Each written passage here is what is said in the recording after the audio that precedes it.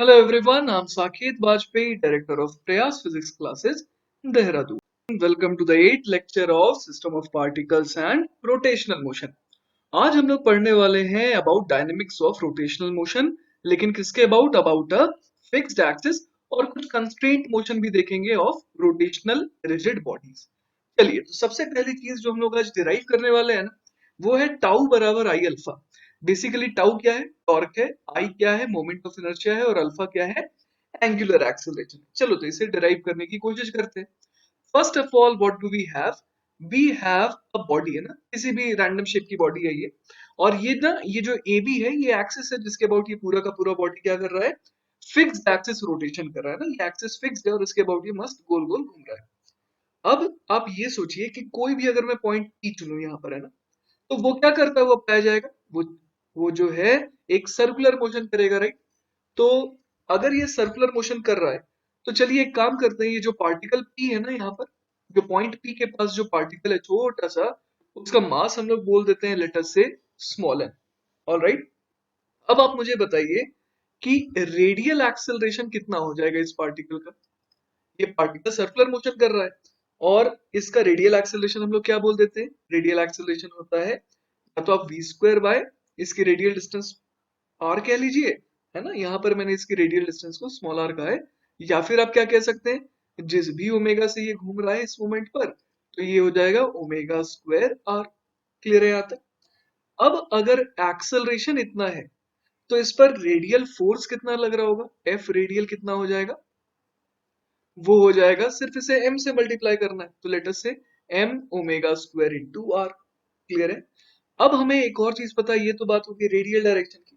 Tangential direction के लिए हम लोग क्या क्या जानते हैं? हम लोग जानते हैं कि ए टेंजेंशियल होता है rate of change of speed. याद आया आपको? ए टेंजेंशियल होता है rate of change of speed. तो यहां से मुझे ये समझ में आ रहा है कि एफ टेंजेंशियल, टेंजेंशियल फोर्स कितना हो जाएगा? इसे मल्टीप्लाई कर देंगे m से, राइट?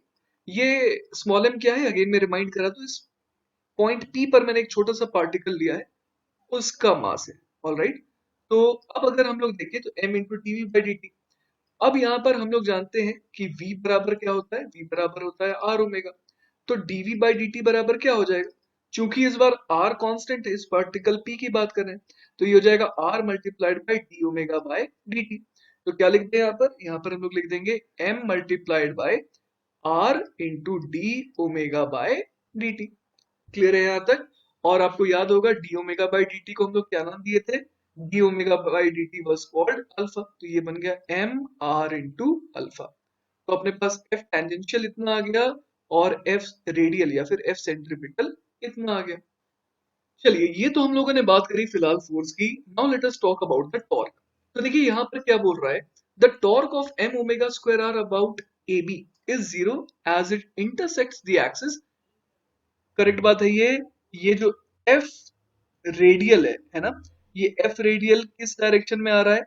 ये जो एफ रेडियल है इसकी डायरेक्शन कैसी आ गई? बिल्कुल ऐसी, जो इस पॉइंट को, ये पॉइंट कौन सा है?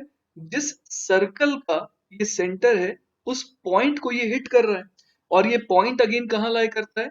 ये पॉइंट लाई करता है on the axis A B. तो हमें ये समझ में आ रहा है कि जो एफ सेंट्रीपिटल है या फिर एफ रेडियल है ना, उसके कारण जो टॉर्क आएगा वो अबाउट ए बी, वो कितना आएगा? ऑब्वियसली जीरो ही आना पड़ेगा। क्लियर है? Now let us talk about the torque of F tangential, है ना। तो यहाँ क्या लिखा है देखते हैं। and that of mr alpha, if tangential was mr alpha, is mr square alpha, as the force and the axis are skew and perpendicular। जैसा कि आप देख पा रहे हैं यहाँ पर मुझे साफ दिख रहा है कि ये परपेंडिकुलर है इस पर्टिकुलर रेडियस से। टेंजेंशियल डायरेक्शन ऑब्वियसली क्या है? परपेंडिकुलर होती है रेडियल डायरेक्शन से। तो हमें ये दिख रहा है कि अगर मैं यहाँ पर कोई पॉइंट ओ ले लूं, ठीक है, अगर मैंने ओ ले लिया, तो इस ओ पॉइंट के अबाउट इस टेंजेंशियल फोर्स का टॉर्क कितना आ जाएगा? वो आ जाएगा, अगर मैं टॉर्क अबाउट ओ देखूं तो वो आ जाएगा मैग्नीट्यूड वाइज अगर बात करें तो F T multiplied by R. क्योंकि फोर्स और रेडियल डायरेक्शन के बीच में एंगल कितना है? 90 डिग्री। तो यहाँ पर जब मैं टाउ बराबर आर क्रॉस एफ लिख रहा हूँ, है ना, तो वहां पर टॉर्क बराबर, मैं आपको इधर दिखा देता हूँ, टॉर्क वेक्टर बराबर होता है R vector cross F vector.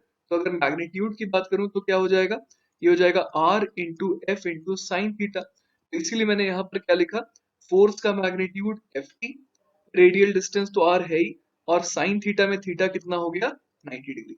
Alright, तो फाइनली अब देख ही लेते हैं कि टॉर्क का मैग्नीट्यूड कितना आ रहा है। टॉर्क का मैग्नीट्यूड आ रहा है, एफ टी की वैल्यू कितनी रख दें, एफ टी था एम आर अल्फा, इसको फिर किससे मल्टीप्लाई करना पड़ेगा, आर से।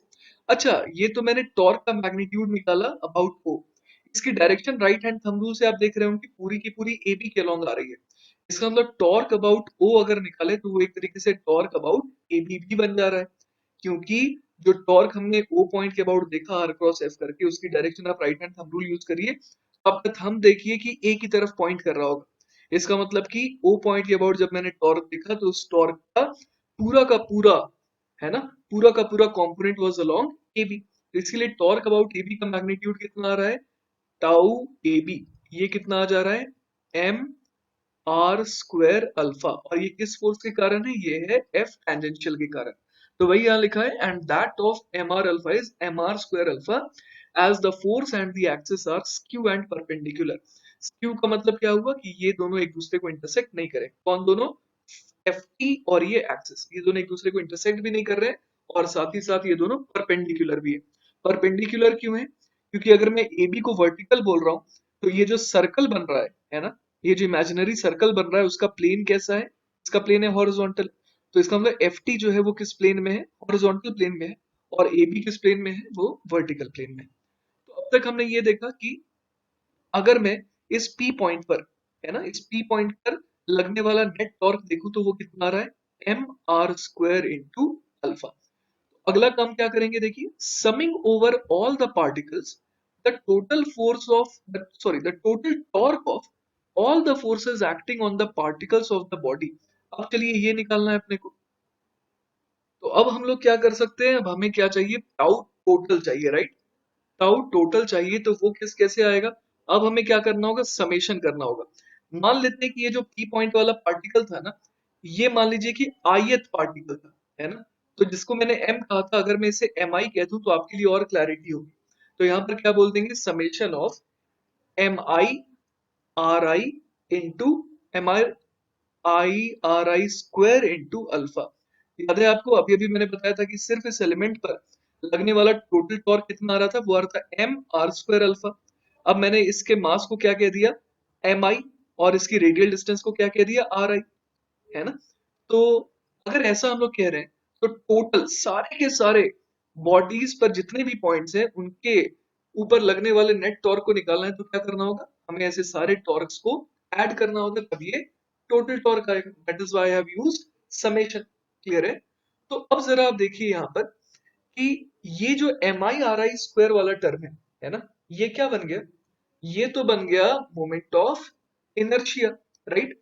और अगर यहाँ पर अल्फा कांस्टेंट है तो अल्फा बाहर आ जाएगा, और ये क्या बन जाएगा, summation I am I R I square. तो ये बन गया अल्फा इंटू आई, मतलब टाउ टोटल अपने पास कितना आ गया, टाउ टोटल आ गया आई इंटू अल्फा। वैसे एक चीज देखिए कि हम लोग किसी पर्टिकुलर टाइम की बात कर रहे हैं ना, किसी पर्टिकुलर मोमेंट की बात कर रहे हैं, उस समय टोटल टॉर्क निकालना है। तो उस समय वैसे भी जो अल्फा है ना, अगर वो वेरिएबल भी होगा तो भी कोई दिक्कत नहीं है, क्योंकि सारे के सारे एलिमेंट के लिए तो अल्फा क्या आएगा उस मोमेंट पर, सेम ही आएगा। इसलिए एनीवे अल्फा तो बाहर आना ही है। तो अब तक हमने क्या निकाल लिया, टाउ टोटल बराबर आ गया अपने पास आई अल्फा। अब आते हैं टाउ टोटल को देखते हैं अलग से, है ना। टाउ टोटल बराबर क्या हो जाएगा, अगर हम लोग बेसिक डेफिनेशन से देखें तो टोटल टॉर्क का फॉर्मूला क्या बन जाएगा, summation of are I cross F आई। समझ पा रहे हैं, टॉर्क बराबर होता है आर क्रॉस एफ। तो अब मैं किसी ith एलिमेंट की बात करूं तो उस पर मैं अगर टॉर्क निकालना चाहूं तो मैं क्या बोलूंगा, उस पर टॉर्क कितना हो जाएगा, उसकी radial distance are I, cross करेंगे उसका किसके साथ, उस पर लगने वाले नेट फोर्स, जो कि जिसको मैंने एफ आई वेक्टर कह दिया। तो ये एफ आई वेक्टर क्या है, यहाँ पर जो एफ आई वेक्टर है वो है net force acting on the ith particle. Are आई क्या है, the position vector of the ith particle, और मैंने समेशन क्यों लगा दिया, क्योंकि मुझे पूरे की पूरी बॉडी पर जितने पार्टिकल्स है उन सब पर लगने वाला टॉर्क का समेशन चाहिए था। ऑलराइट, तो चलिए अब इसे एक्सपैंड करने की कोशिश करते हैं। ये क्या बन जाएगा, समेशन आई, और यहाँ पर आ जाएगा आर आई वेक्टर। अब इसको हम लोग एक काम करते हैं, जो एफ आई वेक्टर है ना, एफ आई वेक्टर का मतलब क्या हो गया, एफ आई वेक्टर का मतलब हो गया net force acting on the ith particle. तो उसको मैं दो चीजों में तोड़ सकता हूँ। क्या क्या है वो दो चीजें, आइए देखते हैं। एक तो हो जाएगा summation of J not equal to I F I J vector, और इसमें मुझे ऐड करना होगा एफ आई वेक्टर एक्सटर्नल। तो देखिए बेसिकली मैंने करा क्या है, मैंने इस पार्टिकल ith एलिमेंट पर लगने वाले सारे के सारे फोर्सेस को दो हिस्सों में तोड़ दिया। एक हो गया इंटरनल, है ना, ये देखिए ये वाला जो टर्म है ये इंटरनल के लिए है, और ये वाला जो टर्म है वो किसके लिए है, एक्सटर्नल के लिए। क्लियर है, तो ये हो गया summation of all the internal forces. अच्छा यहाँ पर जे नॉट इक्वल टू आई, आई जी का मतलब क्या हुआ, आप ऐसे समझिए कि यहां पर हम लोग क्या करने वाले हैं कि ith एलिमेंट पर फोर्स निकालना है बिकॉज ऑफ jth एलिमेंट। अब j की वैल्यू जो है वो आप ऐसे सोच सकते हैं कि j वेरी करता जा रहा है। जैसे कि मान लीजिए ith एलिमेंट पर हम लोग देख रहे हैं कि j बराबर वन, मतलब कि वन पहला एलिमेंट जो है, फर्स्ट एलिमेंट, वो कितना फोर्स लगा रहा है, फिर सेकंड एलिमेंट कितना फोर्स लगा रहा है, थर्ड एलिमेंट कितना फोर्स लगा रहा है। ऐसे करते करते हम लोग सोच सकते हैं कि ये वाला टर्म क्या आ जाएगा, ith एलिमेंट पर सारे के सारे लोग ऐसा समझ सकते हैं कि जितने भी पार्टिकल्स हैं वो सब कितना कितना फोर्स लगा रहे हैं, उस सबको हम लोग देखिए समेशन कर दे रहे हैं। जे नॉट इक्वल टू आई, क्यों, क्योंकि ith एलिमेंट खुद ith एलिमेंट पर फोर्स थोड़ी लगाएगा, उस पर कौन से फोर्सेस लगेंगे, अगर इंटरनल फोर्सेस की बात करें तो जो बाकी पार्टिकल्स हैं उस ऑब्जेक्ट पर वो उस पर फोर्स लगाएंगे, राइट। तो इसलिए मैंने यहाँ क्या लिखा, force on I because of J. लेकिन जे क्या नहीं हो सकता है, जे ith आई नहीं हो सकता है। ये तो हो गया ओवरऑल इंटरनल फोर्स का समेशन, किस पर, ith एलिमेंट पर लगने वाला। और ये जो राइट साइड में एक अकेला टर्म है वो क्या है, ith एलिमेंट पर लगने वाले सारे के सारे एक्सटर्नल फोर्सेस का समेशन। क्लियर हुई ये बात। तो अब हम लोग यहाँ पर देख पा रहे हैं कि हमारे को यहाँ पर क्या करना है, समेशन करना है ना। ये तो ith एलिमेंट की बात हुई सिर्फ, और बाहर क्या है, बाहर देखिए एक समेशन का भी साइन है, जिससे कि सिर्फ ith एलिमेंट ही नहीं, सारे के सारे पार्टिकल्स जो इस ऑब्जेक्ट पर लाई कर रहे हैं ना, सब कवर हो जाएंगे। सब पर लगने वाले इंटरनल फोर्सेस, सब पर लगने वाले एक्सटर्नल फोर्सेस, उन सब के कारण हम लोग टॉर्क देख पाएंगे। अब देखिए एक बहुत मजेदार चीज यहाँ पर होने वाली है। अगर मैं बात करूं फिलहाल, late us talk about ith and jth element. ठीक है, ith एलिमेंट की जब मैं बात करूंगा तो वहां पर एक टर्म आएगा, कौन सा टर्म आएगा, R I vector cross F I J. एक तो ये टर्म आएगा, है ना। और जब मैं jth एलिमेंट की बात करूंगा तो उसमें एक टर्म जरूर ऐसा आएगा, R J vector cross F J I vector. और भी बहुत सारे टर्म आएंगे जब मैं आई के बारे में बात करूंगा, लेकिन एक टर्म तो ये भी आएगा ना, जब जे की बारी आएगी तो ये टर्म आएगा। उसी तरीके से जब मैं जेथ एलिमेंट के बारे में बात करूंगा, जब जेथ एलिमेंट पर लगने वाले सारे फोर्सेस को देखूंगा, उनके टॉर्क्स को निकालूंगा, तो उसमें एक आई का भी रोल तो दिखेगा। सही है, तो चलिए पहले इस पेयर की बात करते हैं। ठीक है, तो अगर इस पेयर की बात करें तो एडिशन में क्या आ रहा है, R I cross F I J plus R J vector cross F J आई।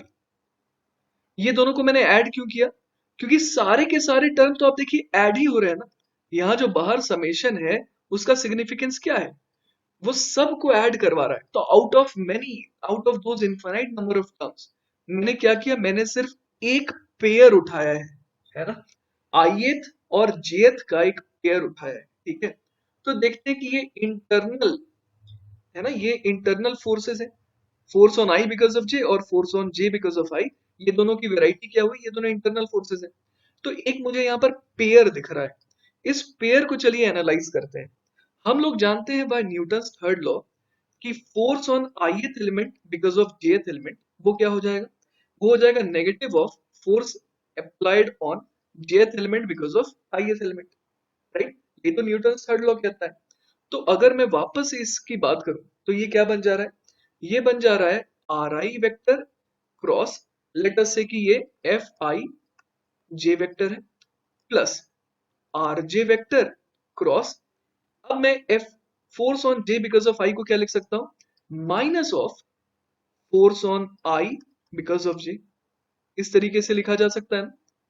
तो अगर मैं इसे थोड़ा कॉमन लेने की कोशिश करूं तो ये क्या बन जाएगा, ये बन जाएगा are I cross, sorry R आई, और उसके बाद क्या आएगा यहाँ पर, उसके बाद यहाँ पर आएगा R I minus R J, right, are I minus R J vector, और क्रॉस किसके साथ करेंगे, force on ith element because of jth element. देख सकते हैं आप, सिंपल मैथमेटिक्स मैंने लगाया यहाँ पर, है ना।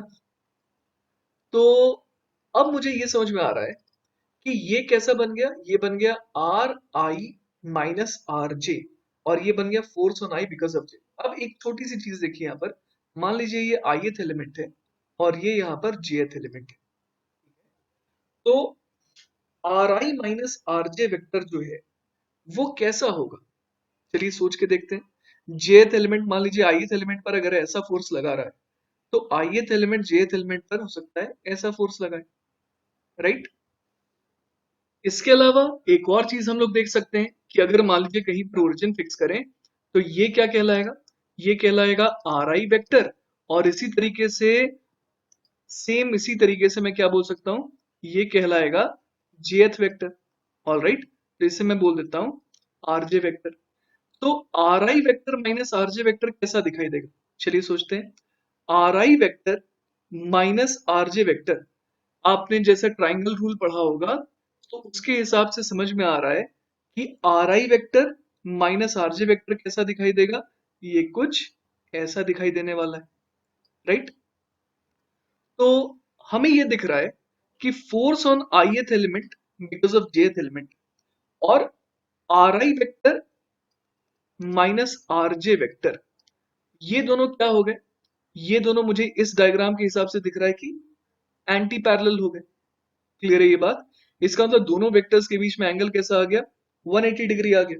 तो हम लोग बड़े आराम से ये देख पा रहे हैं कि यहां पर क्या हो रहा है, R I vector minus R J vector, इसको क्या बोल सकते हैं, it is making 180 degree with F I J vector. तो इसका मतलब क्या हो गया, इसका मतलब ये हो गया कि ये जो पेयर का है ना, ये जो हमारे को पेयर मिला था शुरुआत में, इसका समेशन क्या हो गया, जीरो। तो हम लोग ये कह सकते हैं R I vector minus R J vector, इसका क्रॉस प्रोडक्ट लें किसके साथ, force on I because of J, तो ये क्या आ जाएगा, जीरो वेक्टर आ जाएगा, राइट। तो अब मुझे ये समझ में आया कि ऐसे तो बहुत सारे पेयर्स मिल सकते हैं मुझे जो एक दूसरे को क्या कर सकते हैं, cancel out. ith element jth के साथ जब कंबाइन कर रहा है, मतलब इस तरीके से जब हम लिख करके कंबाइन कर रहे हैं इन दोनों के टॉप्स को एक दूसरे के कारण, तो वो कैंसिल आउट हो रहे हैं। और हमें ये पता है कि हर एलिमेंट एक दूसरे पर फोर्स लगाएगा, एक एलिमेंट दूसरे एलिमेंट पर फोर्स लगाएगा, जैसे कि 1 2 पर लगाएगा तो 2 1 पर लगाएगा, 3 4 पर लगाएगा तो 4 3 पर भी लगाएगा। तो जितने भी पेयर इस तरीके से बनेंगे उन सब का समेशन क्या आता जाएगा, जीरो। इसका ये मतलब हो गया कि जो हम लोगों ने यहाँ पर टाउ टोटल लिखा था, याद है आपको, ये देखिए टाउ टोटल बराबर क्या लिखा था, इसमें दो चीजों का समेशन था। एक तो इंटरनल फोर्सेस के कारण जो टॉर्क आ रहा था उसका समेशन था, और एक एक्सटर्नल टॉर्क का समेशन था।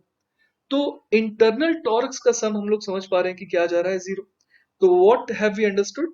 We have understood that it is necessary to consider only the torques of the external forces applied on the rigid body, क्योंकि internal torques तो क्या हो रहे हैं, they are getting cancelled in pairs। तो we should write tau total, है ना, tau total should be written as tau external, all right. और जिसकी वैल्यू हम लोगों ने टाउ टोटल की वैल्यू निकाली थी, कितनी आ रही थी, आई इंटू अल्फा। तो उसी तरीके से हम लोग देख पा रहे हैं कि टॉर्क एक्सटर्नल बराबर क्या आ गया, आई इंटू अल्फा। तो काफी रिलेटेबल है ये फोर्स, है ना, फोर्स से भी। हम लोगों ने पढ़ा था किसी सिस्टम पर, है ना, एक्सटर्नल फोर्स याद आ रहा है आपको, एफ एक्सटर्नल बराबर क्या होता था, एम इंटू ए वेक्टर, क्योंकि इंटरनल फोर्सेस के कारण सिस्टम के सेंटर ऑफ मास का एक्सेलरेशन नहीं हो पाता था, याद आ रहा होगा आपको। तो ये काफी एक रिजेंबल कर रहा है ना उसी रिलेशन को। ऑलराइट, चलिए तो हम लोगों ने सीखा अब तक कि torque external is equal to I into alpha. अब हम लोग कुछ सवाल ट्राई करते हैं। पहला सवाल है, a wheel of radius 10 centimetre can rotate freely about its centre as shown. A string is wrapped over its rim and is pulled by a force of 5 Newton. It is found that the torque produces an angular acceleration 2 radian per second square in the wheel. Calculate the moment of inertia of the wheel. चलिए तो सबसे पहले हम लोग इस wheel का free body diagram बनाने की कोशिश करते हैं। चलिए तो ये मैंने एक सिंप्लीफाइड डायग्राम बना दिया है जिसमें मैंने इस व्हील को दिखाया है, और ये व्हील जैसा कि आप देख पा रहे हैं ये सपोर्ट लेकर के है। तो मैंने यहाँ पर सपोर्ट बड़ा सिंपल सा बना दिया है, और ये रस्सी इसे नीचे घुमाना चाह रही है, रस्सी इस तरीके से नीचे जा रही है जिसके कारण ये इस तरीके से घूमता हुआ अपने को अपीयर हो रहा है। रेडियस मैंने दिखा रखी है 10 सेंटीमीटर।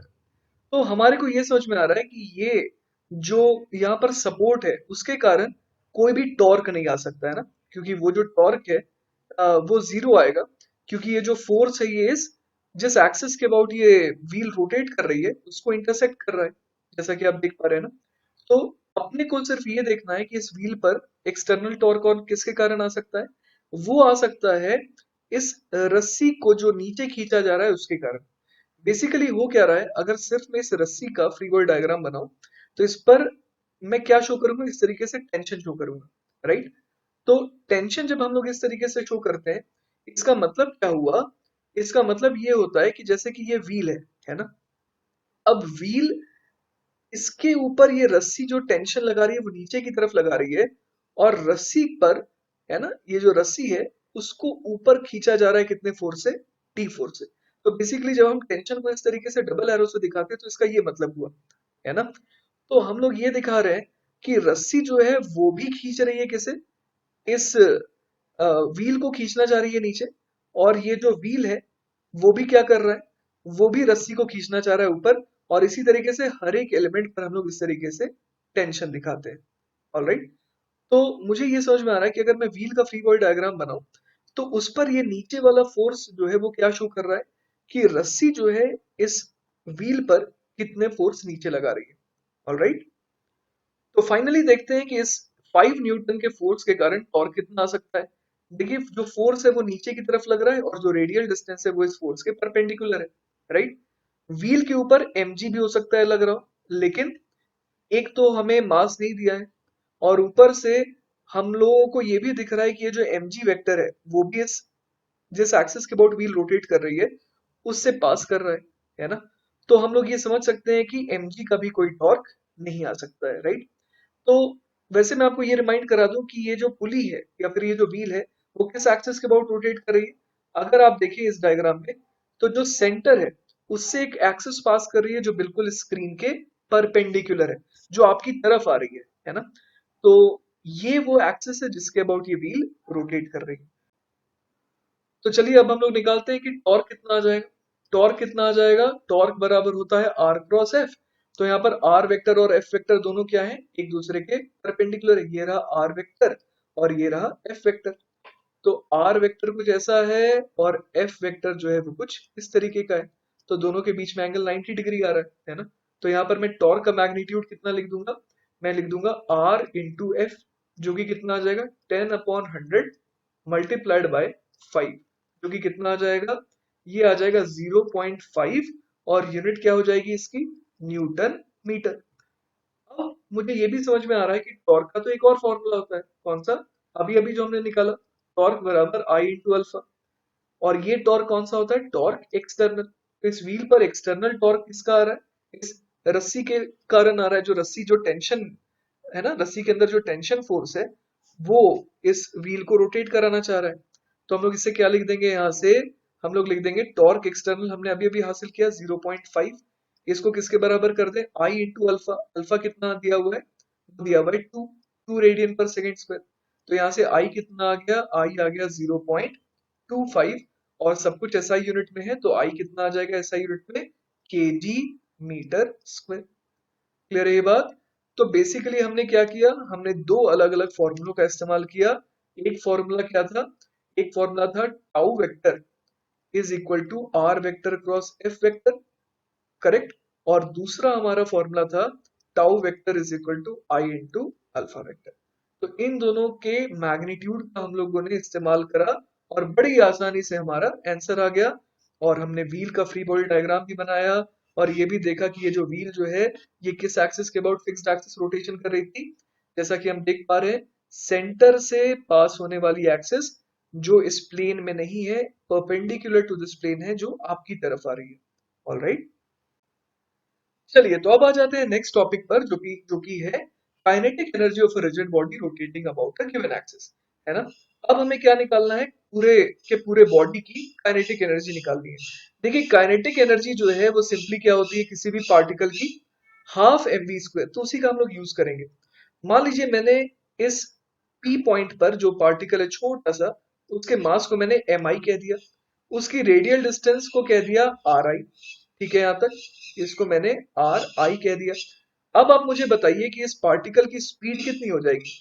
इस पार्टिकल की स्पीड हो जाएगी वी आई बराबर, यहाँ पर मैं वी आई इस तरीके से शो कर देता हूँ, वेलोसिटी ऐसी होगी और उसका मैग्नीट्यूड स्पीड कहलाएगा। तो वी आई को कितना लिख सकते हैं, वी आई को लिख सकते हैं हम लोग R I into omega, where omega is the angular velocity of the entire body at this moment. तो मैं इस पर्टिकुलर एलिमेंट की काइनेटिक एनर्जी कितनी लिख सकता हूँ, kinetic energy of this eigen element वो हो जाएगा half M I V I का स्क्वायर, राइट। तो अब यहाँ पर मैं वी आई की वैल्यू पुट कर देता हूँ हाफ एम आई, और ये हो जाएगा आर आई इंटू ओमेगा का होल स्क्वायर। करेक्ट है यहाँ तक? तो ये तो हो गया kinetic energy of the ith particle. अब मुझे क्या चाहिए, पूरी की पूरी बॉडी की काइनेटिक एनर्जी चाहिए। तो मैं क्या करूंगा, ऐसे सारे के सारे एलिमेंट्स की काइनेटिक एनर्जी को ऐड करता जाऊंगा। तो ये क्या बन जाएगा, समेशन ऑफ काइनेटिक एनर्जी, वो कितना हो जाएगा, summation of half M I R I square omega square. तो आप यहाँ पर साफ देख पा रहे हो कि ओमेगा तो कांस्टेंट है ना, हर एक एलिमेंट के लिए ओमेगा तो कांस्टेंट है। तो यहाँ पर ओमेगा स्क्वायर बाहर आ गया और अंदर क्या बच गया, हाफ भी चलिए बाहर निकाल लेते हैं, हाफ तो कांस्टेंट ही है। तो अंदर आ गया M I R I square का समेशन। अब आप मुझे बताइए कि summation of M I R I square ये क्या बन जाता है, ये बन जाता है मोमेंट ऑफ इनर्शिया। तो मैं यहाँ पर क्या लिख दूंगा, ये बन गया half I omega square which is the total kinetic energy of the body. तो ये इक्वेशन अपने पास कैसी बन गई, ये बन गई kinetic energy of the body. लेकिन ये बॉडी क्या कर रही है, फिक्स्ड एक्सिस रोटेशन कर रही है, और उसकी वैल्यू क्या आ गई, हाफ आई ओमेगा स्क्वायर। अब इसके बारे में एक बहुत इंपॉर्टेंट चीज देख लीजिए, यहाँ पर जो लिखा हुआ है, sometimes it is called rotational kinetic energy, है ना, इसको कभी कभी हम लोग रोटेशनल काइनेटिक एनर्जी भी कहते हैं। लेकिन आपको ये समझ में आना चाहिए कि it is not a new kind of kinetic energy, ये कोई अलग तरीके की काइनेटिक एनर्जी नहीं आ गई, क्योंकि हम लोगों ने डेरिवेशन देखा है। डेरिवेशन में हमने क्या किया, हर एक पार्टिकल की काइनेटिक एनर्जी ही तो निकाली है हाफ एम वी स्क्वायर करके। तो इसीलिए भले इसको हम लोग रोटेशनल काइनेटिक एनर्जी भी कह रहे हैं, क्योंकि एक बॉडी है जो सिर्फ और सिर्फ क्या कर रही थी, फिक्स्ड एक्सिस रोटेशन कर रही थी, उस केस में ये फॉर्मूला एप्लीकेबल है। लेकिन ये कोई नई काइनेटिक एनर्जी नहीं है, ये आया कहां से, हाफ एम वी स्क्वायर के समेशन से ही आया है। चलिए तो जो अभी हम लोगों ने पढ़ा उसके ऊपर एक छोटा सा सवाल देखते हैं। अ wheel of moment of inertia capital I and radius small r is free to rotate about its center as shown. All right. A string is wrapped over its rim and a block of mass m is attached to the free end of the string. The system is released from rest. Find the speed of the block as it descends through a height h. ठीक, तो यहाँ पर जैसा कि हमारे को दिख रहा है कि सवाल में कहीं पर फ्रिक्शन वगैरह का जिक्र नहीं है ना, इसका मतलब कि यहाँ पर हम लोग कोई भी एनर्जी लॉस को कंसिडर नहीं करेंगे। तो हमारे को ये समझ में आ रहा है कि पूरे सिस्टम के पास शुरुआत में जो मैकेनिकल एनर्जी थी वो क्या रहने वाली है, वो कंजर्व रहने वाली है। ठीक है, बस ये ब्लॉक क्या हुआ, ये एच डिस्टेंस नीचे डिसेंड करा है, राइट। तो हम लोग ये समझ सकते हैं कि शुरुआत में जब ये रुका हुआ था सिस्टम, तो उस समय सिस्टम के पास कितनी पोटेंशियल एनर्जी थी। लेट अस से कि जिस जगह पर ये शुरुआत में था उसको मैं जीपीई बराबर जीरो घोषित कर दे रहा हूँ। तो शुरुआत में सिस्टम के पास कितनी एनर्जी थी, kinetic energy zero plus potential energy भी जीरो, राइट। अब ये जब h हाइट नीचे चला गया तो हम लोग कह सकते हैं कि सिस्टम के पास पोटेंशियल एनर्जी अब कितनी हो गई, पोटेंशियल एनर्जी ऑब्वियसली कम हो जाएगी और कितनी हो जाएगी वो minus M G into H. Correct है यहाँ तक। इसके अलावा ब्लॉक के पास कितनी स्पीड आ जाएगी, लेट अस से कि ब्लॉक के पास स्पीड आ गई v, मैं लिख सकता हूँ half M V square. Correct है यहाँ तक। अब एक और यहाँ पर काइनेटिक एनर्जी का टर्म आएगा, वो आएगा क्योंकि डिस्क जो है वो रोटेट कर रही है, राइट। और डिस्क किस ओमेगा से रोटेट कर रही है वो कैसे निकाले, तो आप जरा इस पॉइंट को देखिए यहाँ पर, है ना। तो हम लोग यहाँ पर देख पा रहे हैं कि जो स्पीड रस्सी के इस पॉइंट की होगी, है ना, जिस स्पीड से रस्सी का ये पॉइंट नीचे जा रहा होगा, वो रस्सी के जो पॉइंट की स्पीड है उसको हम लोग और क्या लिख सकते हैं, उसको हम लोग लिख सकते हैं omega multiplied by R. Correct है यहाँ तक। ये जो v है, जो ब्लॉक का भी स्पीड है, वही क्या होगा, इस थ्रेड के हर एक पॉइंट की स्पीड होगी। और उस पॉइंट के बारे में आप जरा सोचिए जो क्या कर रहा है, जो बिल्कुल इस डिस्क से या फिर इस व्हील के बिल्कुल एकदम टेंजेंशियली अटैच्ड है ना। तो ये वाला पॉइंट जो है कितने स्पीड से नीचे आ रहा होगा, v बराबर आर ओमेगा से।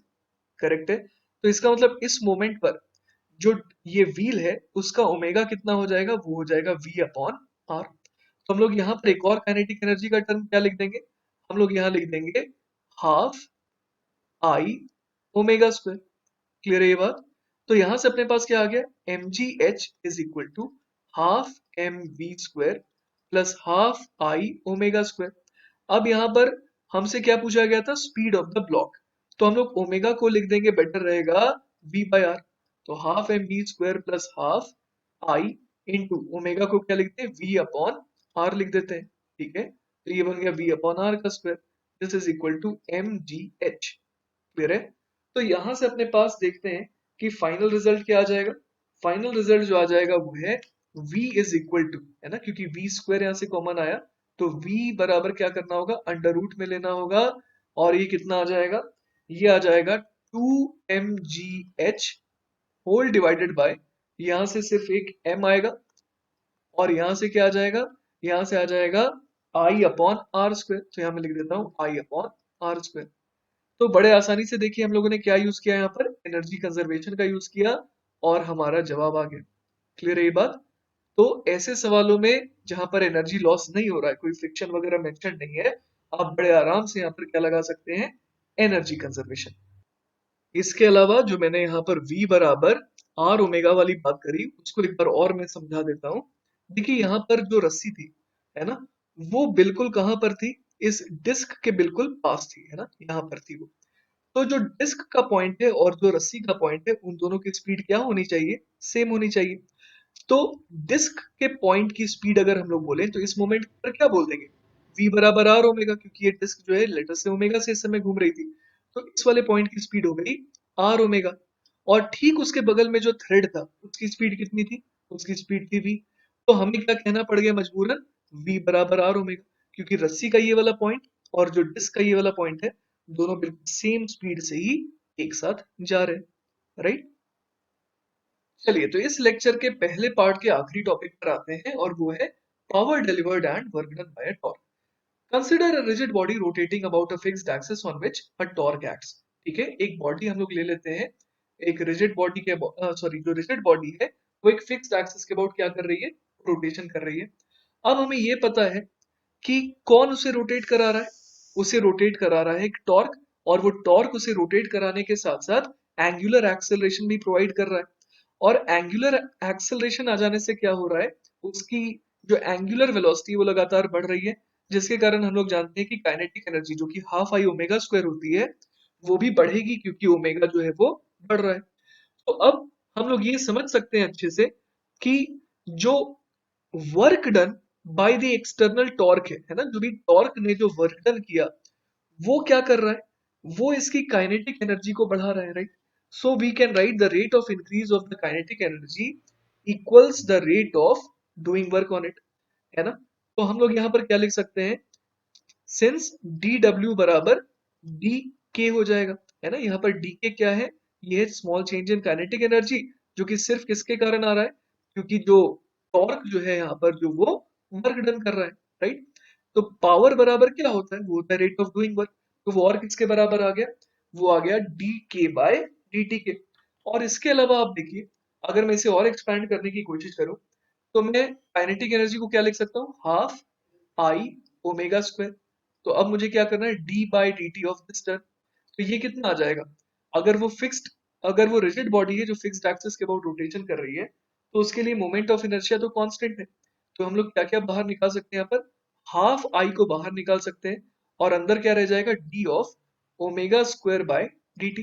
तो ये क्या बन गया, ये बन गया 2/2 आई, फिर ओमेगा स्क्वायर का डिफरेंशिएशन क्या हो जाएगा, टू तो मैंने बाहर निकाल ही लिया, एक ओमेगा आएगा और फिर चेन रूल से D omega by D T भी आ जाएगा।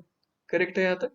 तो देखिए ये क्या बन गया, पावर बराबर अपने पास आ गया 2/2 तो 1 हो गया, I omega into D omega by D T, जिसको हम लोग अल्फा कहते हैं। करेक्ट है यहाँ तक। तो आई इंटू अल्फा क्या बन गया, आई इंटू अल्फा जो है, हम लोग पढ़ चुके हैं कि वो तो टॉर्क होता है। तो हमारे पास पावर कितना आ गया, पावर आ गया टाउ इंटू ओमेगा। क्लियर है ये बात।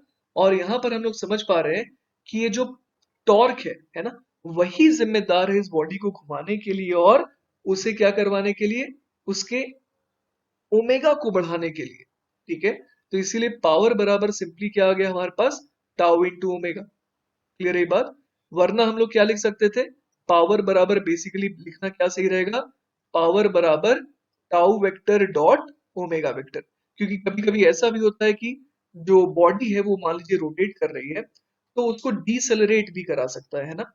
तो उस केस में क्या हम लोग बोलेंगे कि पावर मतलब जो रेट ऑफ डूइंग वर्क है वो नेगेटिव हो गया।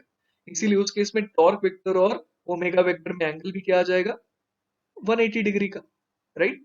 तो ऐसे केसेस में क्या हो जाएगा, पावर नेगेटिव आ जाएगा और कॉस ऑफ 180 डिग्री जो है वो -1 भी उसको नेगेटिव करवाने के लिए जिम्मेदार है।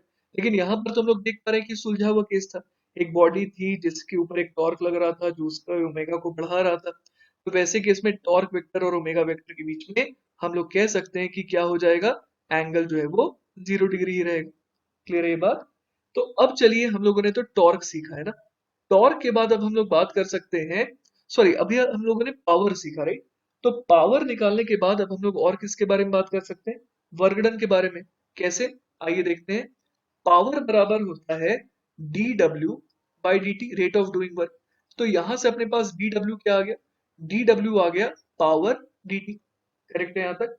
तो अब इस पर्टिकुलर केस की मैं बात कर रहा हूं, यहां पर मुझे अगर निकालना है एक छोटे से डी थीटा एंगुलर डिस्प्लेसमेंट के केस में वर्क डन, तो मैं डी डब्ल्यू क्या बोल दूंगा, पावर इंटू डी टी।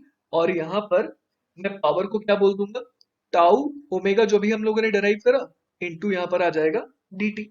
अब लेकिन ओमेगा इंटू डी टी क्या बन जाएगा, आप सोचिए कि जैसे हमारा जब ट्रांसलेशन होता था उस केस में वीडीटी क्या होता था, वीडीटी हो जाता था स्मॉल डिस्टेंस कवर्ड। तो उसी तरीके से ओमेगा डीटी क्या हो जाएगा, स्मॉल एंगुलर डिस्प्लेसमेंट। तो अपने पास जो डी डब्ल्यू है ना, जो अपने पास डी डब्ल्यू आया था वो कितना आ गया था, वो आ जाएगा टाउ इंटू डी थीटा। तो अगर अपने को एक फाइनाइट, अगर अपने को एक finite angular displacement from theta 1 to theta 2 के लिए वर्क डन चाहिए, तो क्या करना होगा, यहाँ पर इंटीग्रेशन करना होगा। तो वी कैन राइट, लिमिट क्या रख देंगे, थीटा 1 से थीटा 2। तो अपने पास वर्क डन ओवरऑल क्या आ गया, वर्क डन आ गया integration of tau D theta, theta 1 से थीटा 2 तक। क्लियर है ये बात। और अगेन मैं वही बात बता रहा हूँ, अगर कोई टॉर्क ऐसा होगा जो उसे डीसेलरेट करा रहा है, तो उस केस में यहाँ पर डॉट प्रोडक्ट के कारण क्या आ जाएगा, यहाँ पर बेटर है डॉट प्रोडक्ट लगा दीजिए, डॉट प्रोडक्ट के कारण क्या आ जाएगा, वो ऑटोमेटिकली नेगेटिव आ जाएगा।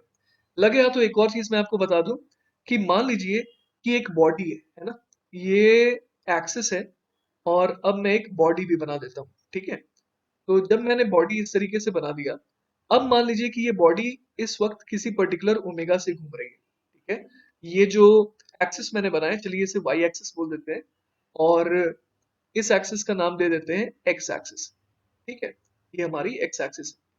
तो मैं आपको एक चीज सिखा देता हूं अभी कि ओमेगा की डायरेक्शन, टॉर्क की डायरेक्शन, थीटा की डायरेक्शन कैसे देखते हैं। अगर मान लीजिए कि ओमेगा इस तरीके से दिख रहा है, जैसा कि आपको दिख रहा है कि किस तरीके से ये घूम रहा है, अगर आप ऊपर से देखें, है ना, अगर आप ऊपर से देखेंगे तो ये कैसा ओमेगा कहलाएगा? अगर आप ऊपर से देखेंगे तो आप कहेंगे कि ये तो एंटी क्लॉकवाइज है ना, ये इंसान कहेगा कि ये तो एंटी क्लॉकवाइज घूम रहा है। लेकिन अगर आप इसे नीचे से देखेंगे ना, इस तरीके से देखेंगे, तब आपको क्या लगेगा कि ये तो क्लॉकवाइज घूम रहा है। तो यहाँ पर देखिए डिफरेंस आ जाता है अगर हम लोग अलग अलग डायरेक्शन से देख रहे हैं तो इसीलिए यूनिकनेस के लिए हम लोग यूज करते हैं राइट हैंड कर्ल रूल। आप अपने फिंगर्स को, राइट हैंड की फिंगर्स को घुमाइए in the direction of omega, तब आप देखेंगे कि आपका थंब किस डायरेक्शन में पॉइंट कर रहा है। जैसा कि आप इस समय देख सकते हैं, अगर ओमेगा की डायरेक्शन इस तरीके की है तो आप अपने फिंगर्स को कर्ल कर लिए और इस वक्त आपका थंब जो है वो ऊपर की तरफ पॉइंट कर रहा होगा, राइट। तो आप समझ पा रहे हैं कि इस समय ओमेगा की डायरेक्शन, ओमेगा वेक्टर की डायरेक्शन किस डायरेक्शन में आ रही है? वो आ रही है लॉन्ग जे कैप। अगर मान लीजिए कोई ऐसा टॉर्क है जो इसको डीसेलरेट करा रहा है, ठीक है, ओमेगा तो इस तरीके से है, लेकिन ये जो टॉर्क है ये ऑपोजिट सेंस में एक्ट कर रहा है, सच दैट कि ये इसे डीसेलरेट करा रहा है। तो आप टॉर्क वेक्टर की डायरेक्शन कैसे लिखेंगे इस बार? आप अपने अगेन फिंगर्स को कर्ल करिए इस डायरेक्शन में और आपका थंब इस बार नीचे पॉइंट आउट करेगा, है ना। तो इसका मतलब टॉर्क वेक्टर की डायरेक्शन क्या हो गई? माइनस जे कैप के लॉन्ग।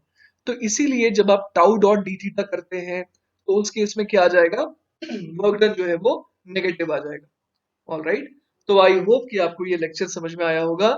इसके अलावा बहुत सारे अच्छे अच्छे सवाल अभी करने बाकी हैं इस लेक्चर के, वो हम लोग देखेंगे नेक्स्ट पार्ट में।